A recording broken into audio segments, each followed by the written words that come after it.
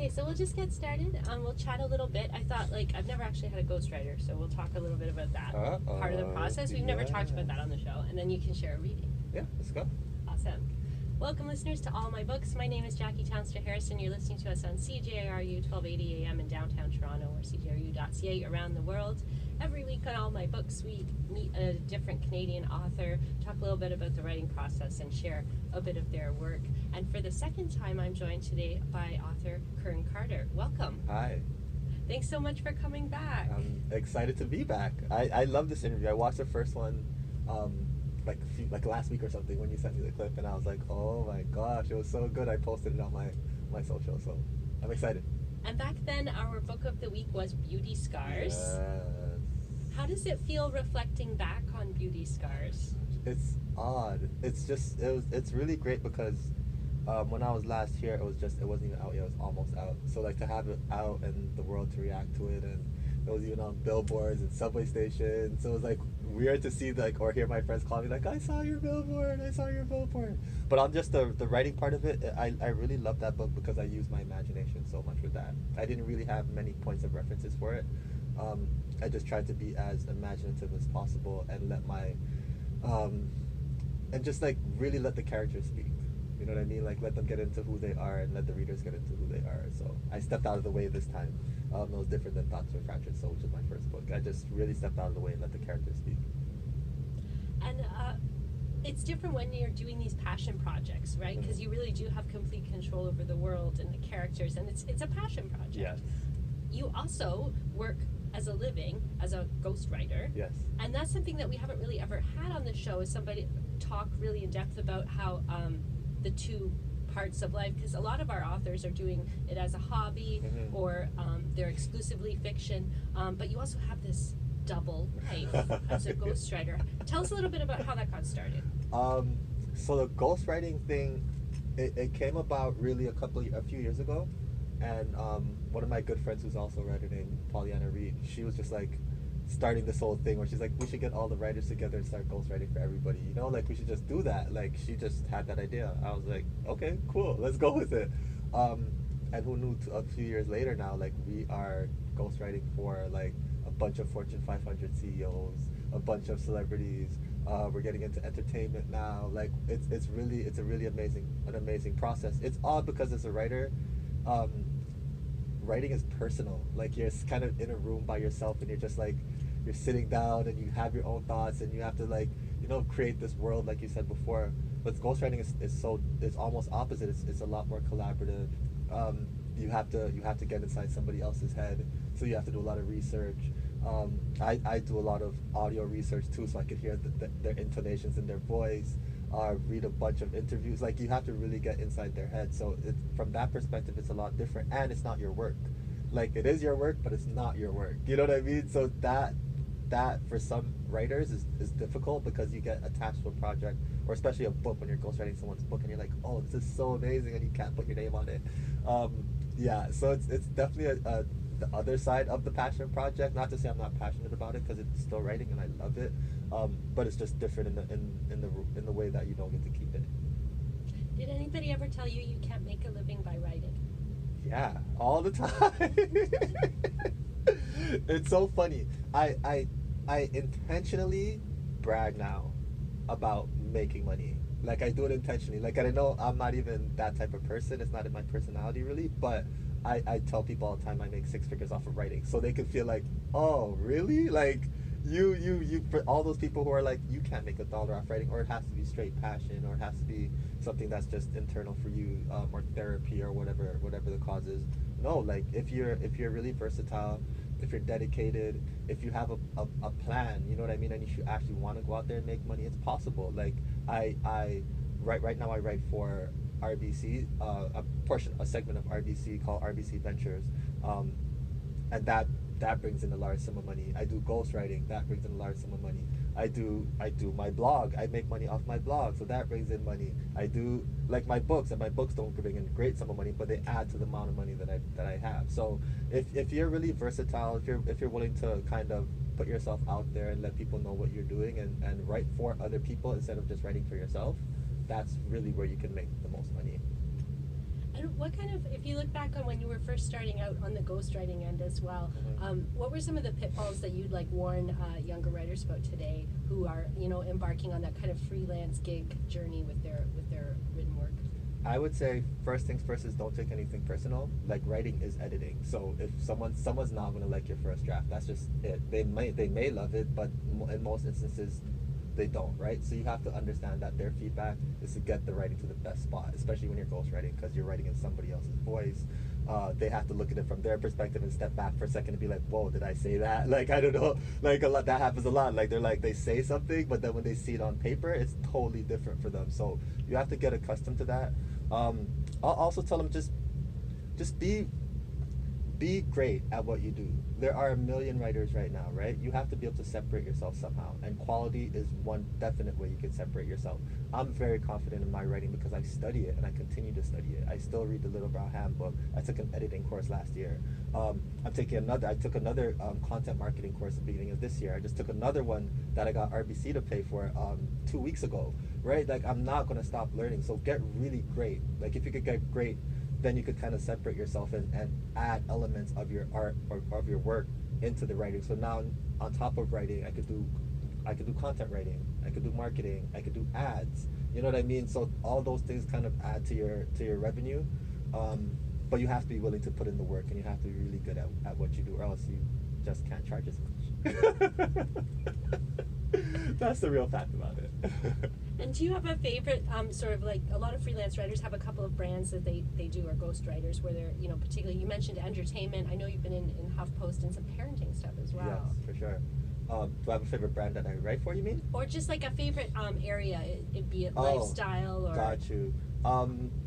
The favorite thing I still write is my blog. Other than my books. My books are my babies, but other than my books, the favorite thing I do is blog. Like for me, that's just where I get to be the most expressive. That's where I just get to show off my writing and I don't have to be like exactly like formulaic. You know what I mean? I could just kind of spit off the top of my head.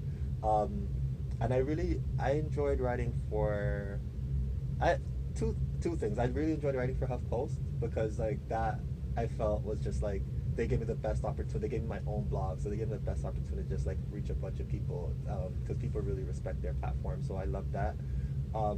And I love what I do right now. I love what I do right now for RBC. It's a really cool gig. Like I get to work with a bunch of small businesses, a bunch of startups. We're basically an incubator for small businesses. So for me, it's just a great opportunity to add to my repertoire of writing. So I get to do a bunch of advertising writing, a bunch of marketing writing. I still get to blog, which I'm really great at.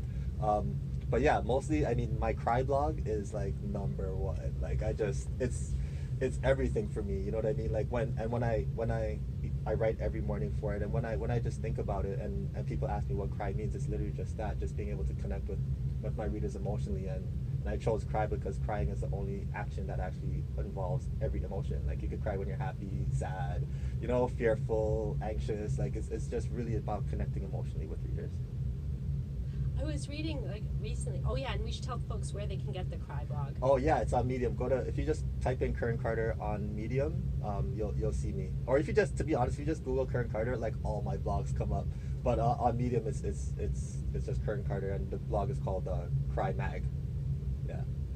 I was reading a biography of another Canadian author from, you know, a previous century, but they were describing the moment when they first realized that they were a writer. And like this like magical shimmery thing. And I wondered if there was such a moment for Kern Carter. Wow. Would you believe me if I say I still don't feel like I'm a writer? Yeah, I still feel, because there's part of me that's very traditional. So, and if you're thinking about traditional writing is you have to be published and you have to work for, you know, write for a big publishing company, and your books have to be like so part of me, and I know people probably are like, what the heck are you talking about? But part of me does feel like I'm not even there yet. Like I want like everybody to feel my writing. I really, really do want to touch the world with my writing, and I feel like until that mission is accomplished, I don't feel fully like I'm this writer, like capital W writer. You know what I mean? I feel like a lowercase writer right now, a lowercase W writer. So I don't think I've had that moment. I think seeing my books, when I first saw Thoughts of a Fractured Soul, that was a moment for me. I felt really amazing seeing that. completing Beauty Scars. That felt like a continuation because I felt like I grew as a writer. But I'm still waiting for that traditional validation.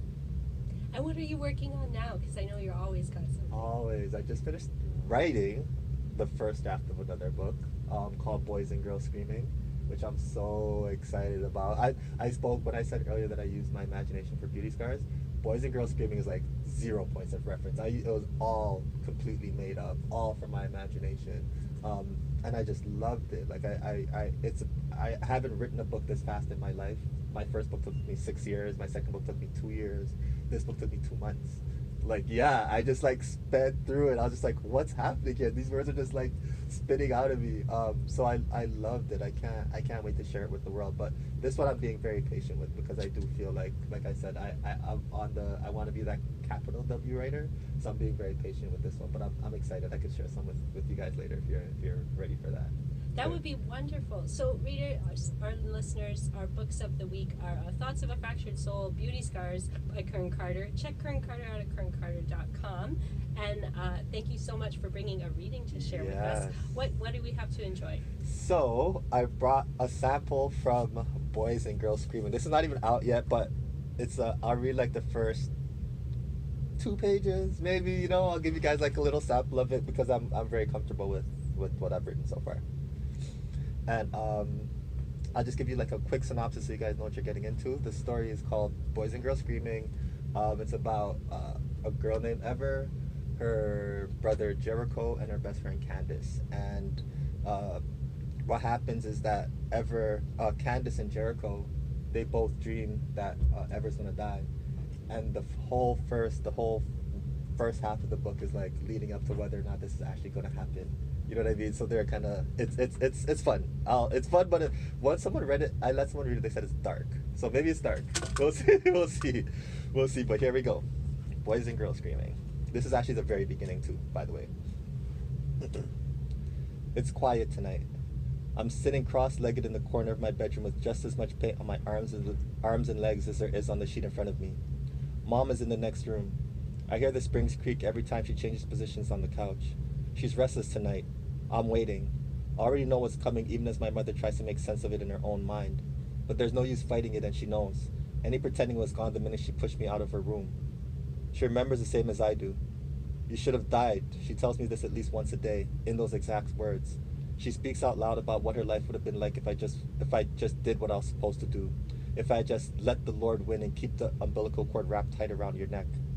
I can close my eyes and remember what it felt like to suffocate, to open my mouth gasping for air and not make a single sound. Mom is right.